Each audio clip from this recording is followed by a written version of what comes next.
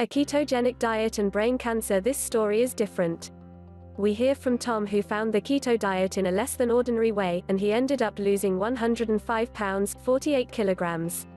Fantastically done, but this story has another focus. Read on to take part in this moving story.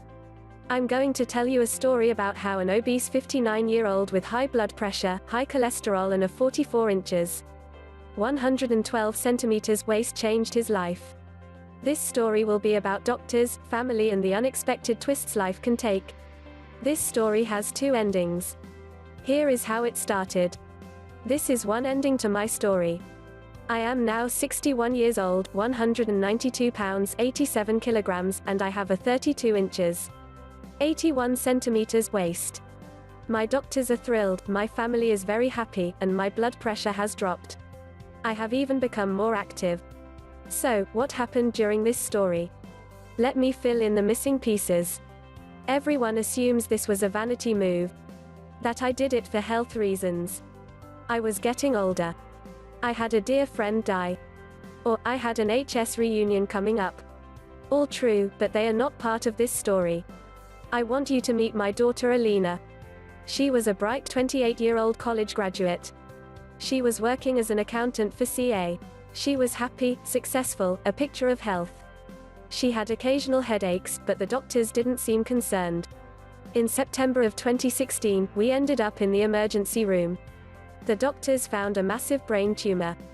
Alina had 2 surgeries to remove the tumor, followed by the devastating news that she had stage 4 glioblastoma, otherwise known as GBM. GBM has been in the news recently because of Senator McCain. It is an aggressive, fast-growing brain cancer.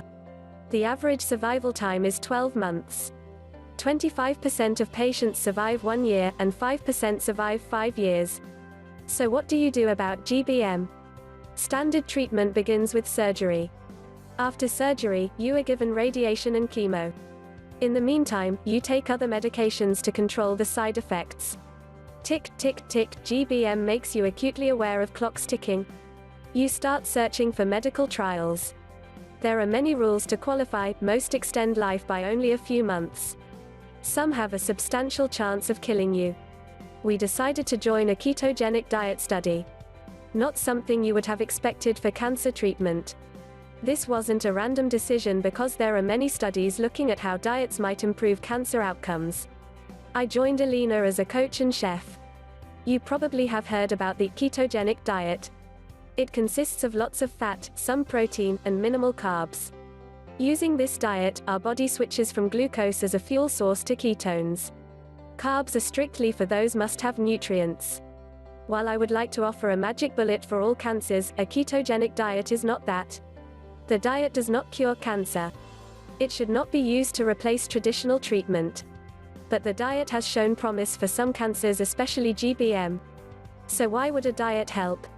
On a simplistic level, cancer eats glucose and needs 20 times more glucose compared to normal cells. Cancer cells cannot make the transition to using ketones, especially in the brain, making them more vulnerable to chemo and radiation.